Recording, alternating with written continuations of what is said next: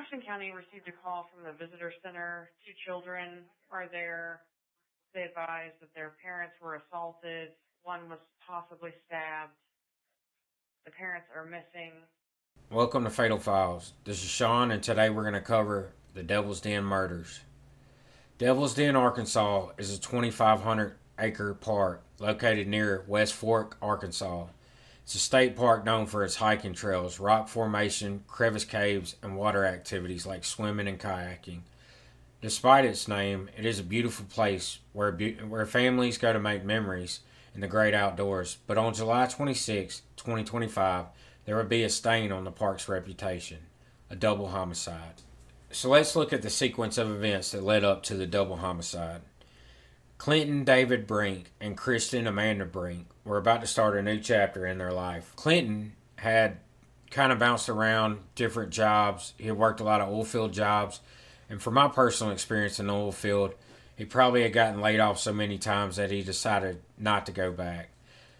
This led him to going into the medical field for a while, working with Cristin, who was a nurse. But this year, 2025, Clinton had taken a new job as a dairy truck driver. This job would consist of relocating from Miles City, Montana to Prairie Grove, Arkansas. Clinton was due to start the new job on July 28, 2025. This chain of events landed them in Arkansas, and one of the first things they decided to do was go hike on the trails at Devil's Den. A decision that would prove to be fatal for both Clinton and Cristin, and no doubt a tremendously traumatic event for their daughters. Now, Clinton and Cristin had 3 daughters. One of them was 19. She wasn't present. But unfortunately, their 2 youngest daughters were on the trail with them. Cristin and their 2 youngest daughters were attacked on the trail at Devil's Den. Clinton was more than likely attacked first. The investigators believe that Cristin immediately took her young daughters to safety and went back to help her husband. Whatever happened, when it was all over, both Clinton and Cristin were both stabbed to death, and the 2 daughters were left on the trail alone.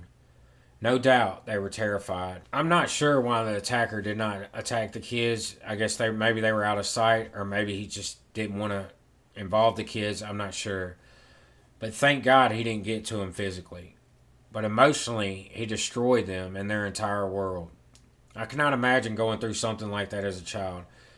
When I think about what those children experienced that day, I cannot help but think of my kids, and I get angry. 2 lives were taken, but the joy, happiness, security, stability, warmth were robbed from Clinton and Cristin's children.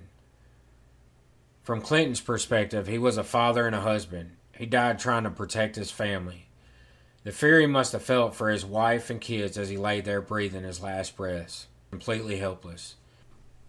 From Cristin's perspective, she immediately protected her children, and when she felt like they were safe, she bravely went back to face the attacker that was armed with a knife. She bravely and selflessly went back to help her husband. She must have been terrified and torn, not knowing what to do, to stay with her children or to go help the man she loved and the father of her kids. When I think about these terrible events and the last moments of their lives, I cannot help but feel anger and a burning desire for justice. Nobody has the right to take what the perpetrator took from the Brinks that day. Nobody. Now, when it comes to the 2 girls, not long after the Brinks were murdered, another hiker found the 2 girls and 911 was called. From the sound of it, the 2 girls were found and hopefully taken somewhere safe as people began searching for their missing parents. And not long afterwards, their 2 lifeless bodies were found. The park was shut down and police began investigating immediately. They questioned other people that were visiting Devil's Den that day and trying to get any lead that they could. They developed a sketch of a person of interest and pushed it out to the public alongside a photo. The photo was given to authorities by a hiker that just randomly took a picture of another random person at the park. Turns out it was the killer. That was one break. There was also another big break. At the scene of the crime, there was blood that didn't match Clinton or Cristin's DNA. Thankfully, the killer had been injured during the struggle. This is huge. Not only is it evidence that will be used to convict the murderer, but it also means that things didn't go as planned. It brings me a little peace knowing that this terrible person felt fear. The fear of his plans going to shit. The fear of his DNA left behind at the crime scene, and the fear of being injured and bleeding. There was also a witness that said he saw a man walking off the trail with blood on his face. The witness also said that the man got into a black car. Investigators began pulling camera footage from everywhere they could, from residential cameras in the area and from the park. They got footage of a black car with its license plate intentionally covered. This told investigators that this double homicide was premeditated. Continuing to dig through the camera footage, they finally identified the vehicle. It was a black Kia Stinger. Investigators then got a list of people that owned a Kia Stinger from the DMV. After combing through the list, they came across one man that seemed to fit the description of the person of interest. James McGann. James McGann.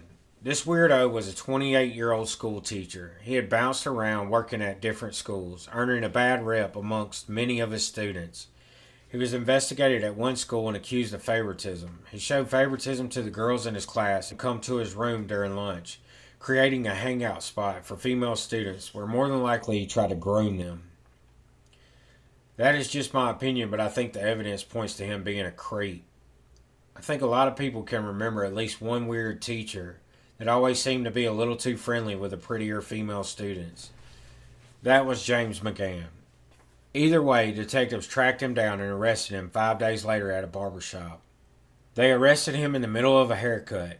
Here's a video of it.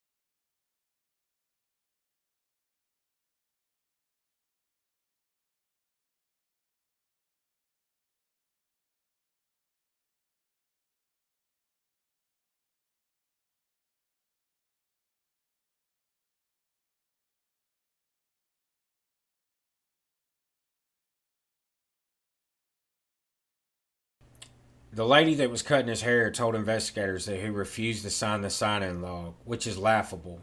As if he wasn't cooked already, he really thought the logbook at the barbershop was going to do him in. After the police arrested James, he confessed. They also searched his home and they found evidence linking him to the crime and evidence that suggests that James was following the investigation closely. He knew it was over. It was just a matter of time. Even though investigators solved this crime rather quickly, the pain and trauma inflicted upon this family is going to last for a lifetime. James McGann was charged with 2 counts of capital murder. He's being held without bond. But one thing that always bothers me in cases like this is we'll never know the true motive. He wasn't linked to Clinton or Cristin in any way. It was a senseless act, a cheap thrill for a depraved mind. I can't understand it. There's always been a desire in me as a man to defend the weak and protect others from injustice. What makes someone do this? Is it demonic possession? Whatever the motive is, all I know for sure is it's evil. Tell me what you think. Let's hope the courts throw the book at him and let's pray for the family. This is Sean on Fatal Files. Have a good one.